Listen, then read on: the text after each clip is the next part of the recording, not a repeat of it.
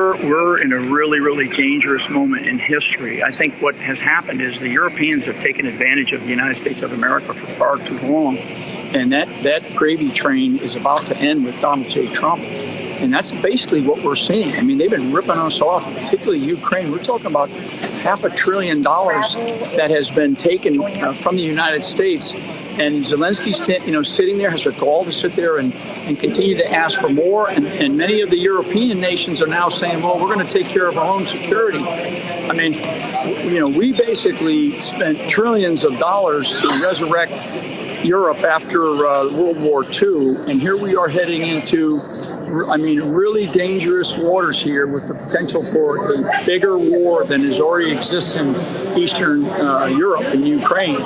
So the attitude, the dismissive attitude by Zelensky and by many of the European leaders over what the United States, might do, can do, has done already for not just the last few years, but for decades, is really, really bad. And everybody has seen Donald Trump's recent statement out on some of the comments that Zelensky has stated. So I want people to understand that we are on the verge of a very historic moment, and we are either going to see peace break out, which is what Donald J. Trump wants to do, or we're going to move towards a greater, far more dangerous war.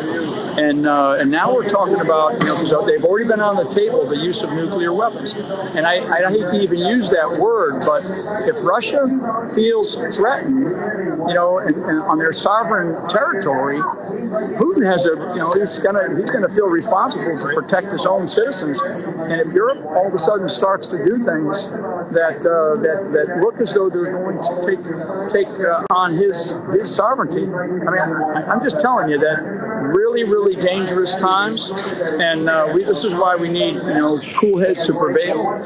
President Trump has to really pay attention to everything that's going on, because the wolf that's really, really knocking at our door and that is sitting back, licking their chops, is China. And maybe the next time I come out to here, maybe later this week, Eric, we can talk about China and how does China benefit from what is happening in Europe? Because it's about energy resources. It's about relationships, but it is also about a really dangerous thing called war. And when war breaks out, all hell breaks out. And it's very hard to control the situation once that occurs. So, I appreciate you giving me a few moments.